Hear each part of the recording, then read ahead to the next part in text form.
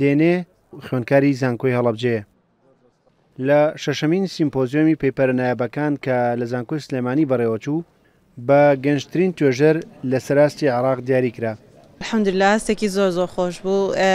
بە پێی تەمەنەکان من گەنجترین توێژەر بووم لە ساڵی 2022 کە ئەو کات کە ئەم توێژنەوەمان بڵاو کردەوە تەنها تەمەن 20 ساڵ بوو و سوپاسی خۆی گەورە ئەکەم، سوپاسی هاوڕێ و هاوکارەکان مەکەم.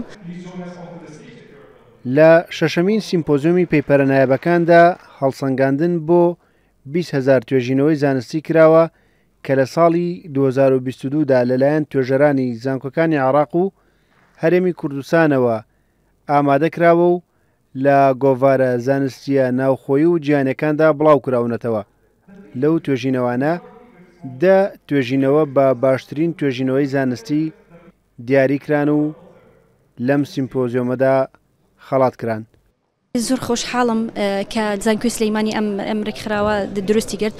سوپاسی کەیساین ئۆرگانایزیشن ئەەکەم، سوپاسی جەلال تەڵەبانی فاوندیشن ئەەکەم، چونکە یعنی بە یعنی ئەم ڕانگیگا دروستیان کرد بە شێوەیەکی جوان. منیش نوان بووم لە 20,000 پێیپەر، ئەمە شتێکی زۆر خۆشە الحەمدلله و شکر. توێژینەوەکەی ئێمە لەسەر با بڵێن چارەسەری نوێی شێرپەنجە گرنگترین ئەو ڕێگایانە چین کە ئێستا بەکاردێن و ئەو باریێرانە یاخود باڵێن ئەو بربەستەرانە چین کە دێتە ڕێگای کریسپەر تێرەپی، ڕێگایەکە بۆ با بڵێن کۆتایی هێنان بە شێرپەنجە. ئەو توێژینەوانەی بەشداری سیمپۆزیۆمەکەی پێکرابوو لە بواری زانستەکرداریەکاندا بوون و بە نوێترین ڕێچکە زانستیەکان هەڵسەنگاندنیان بۆ کراوە. ئەم توێژنەوانە دەزڕنجینیت ئەو توێژەرانن کە لە کوردستان و عێراق توانیوانە لە بگەنە گۆڤارێکی ئاسبەرز، بگەنە لیڤڵێک کە خەڵک لە دەرەوە بە سەرچاوەدایان بنێ.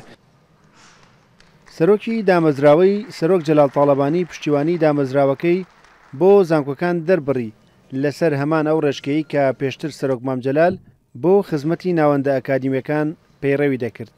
دامەزراوی سەرۆک جەلال تاڵەبانی لەسەر بنچینەی ئەو کەڵتورە دەوڵەمەندەی مام جەلال لە ویزگەی جیاجادا بە تەمای دابینکردنی چانسی خوێندن و دەرفەتی ناردنە دەرەوەی بڕێکی باشی خوێندکار.